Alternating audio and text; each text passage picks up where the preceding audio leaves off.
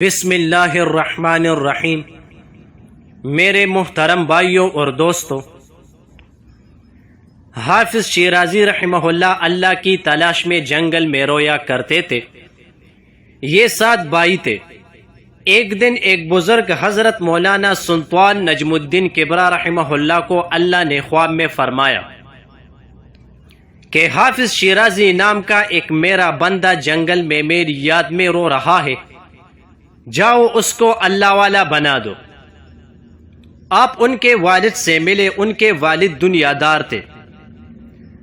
سلطان نجم الدین کبرا رحمہ اللہ نے ان سے پوچھا کہ تمہارے کتنے لڑکے ہیں؟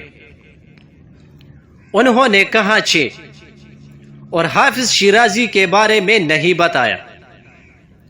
حضرت نجم الدین کبرا رحمہ اللہ نے ان 6 لڑکوں کو دیکھا تو خواب میں جیسے دیکھا تھا اس کی شکل کسی سے نہیں ملی۔ لہذا ان کے والد سے پوچھا کہ ان کے علاوہ کوئی اور بیٹا نہیں ہے؟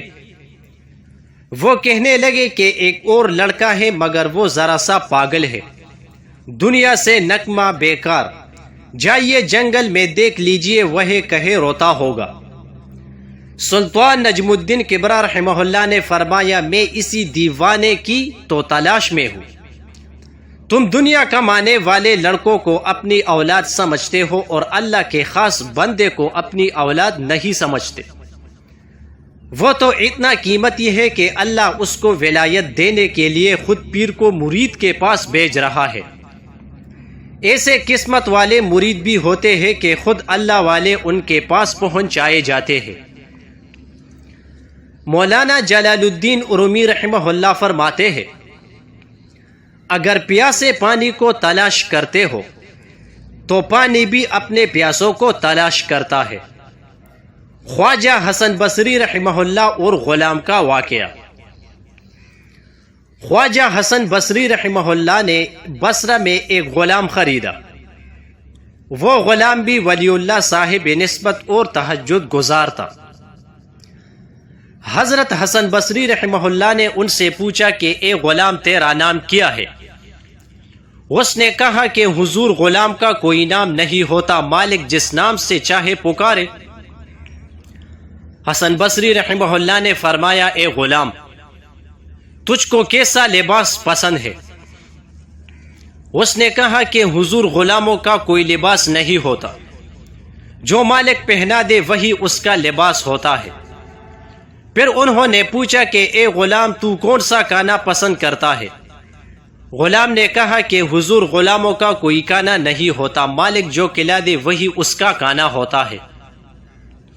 خواجہ حسن بصری رحمہ اللہ چیخ مار کر بے ہوش ہو گئے۔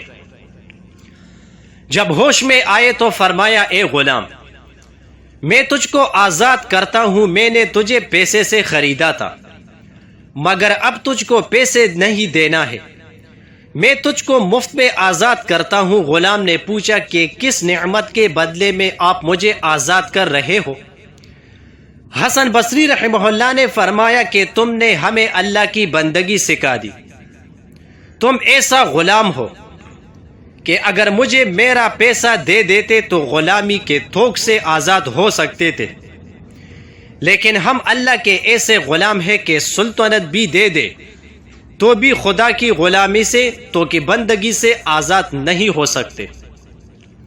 ہماری بندگی کا توق موت تک ہے، پس تم نے ہمیں ہمارے اللہ کی بندگی سکھا دی۔ اب ہم کو اللہ جو کھلائے گا ہم یہی کہیں گے کہ مالک آپ کا احسان ہے، جو پہنائے گا تو ہم یہی کہیں گے کہ مالک آپ کا احسان ہے۔ جس نام سے اللہ پکارے گا وہی ہمارا نام ہے۔ اے غلام تو نے ہمیں اللہ کی بندگی سکھا دی۔ یہ ہے اللہ والوں کا راستہ کہ جس حالت میں خدا رکھے اسی پر راضی ہو۔ اللہ کی رضا کا مقام اخلاص سے بھی اونچا ہے۔ حضرت بایزید بسطامی رحمہ اللہ کے صبر اور بے نفسی کا واقعہ۔ حضرت بایزید بسطامی رحمہ اللہ اکابر اولیاء اللہ میں سے تھے۔ کہے جا رہے تھے تو ایک بدکار عورت نے ان پر راکھ پھینک دی۔ ان کے منہ سے بے ساختہ نکلا الحمدللہ۔ مریدوں نے کہا کہ حضور حکم دے تاکہ ہم اس نالائق عورت کی پٹائی کریں۔ فرمایا تم لوگ صبر سے کام نہیں لے سکتے تو میرا ساتھ چھوڑ دو، اللہ والوں کا راستہ صبر کا راستہ ہے۔ مریدوں نے کہا کہ اچھا یہ تو بتائیے کہ آپ نے الحمدللہ کیوں پڑھا؟ فرمایا کہ جو سر اپنے گناہوں کی وجہ سے آگ برسنے کے قابل تھا، خدا نے اس پر صرف راگ برسا دی، لہٰذا ہم اس کا شکریہ ادا کر رہے تھے۔ اے اللہ، چھوٹے امتحان سے ہمارا کام بن جائے، بڑے عذاب سے ہم کو بچا لے۔ ایسے ہوتے ہیں اولیاء اللہ۔ حضرت معاویہ رضی اللہ عنہ کا دانت ٹوٹ گیا۔ آپ نے یہ نہیں کہا کہ اے اللہ آپ نے میرا دانت کیوں توڑ دیا، آپ نے کہا اے اللہ تیرا شکر ہے کہ تو نے میری آنکھ کی روشنی نہیں ضائع کی، تو نے میرے کان کی سننے کی طاقت نہیں ضائع کی۔ ماشاءاللہ، جزاک اللہ۔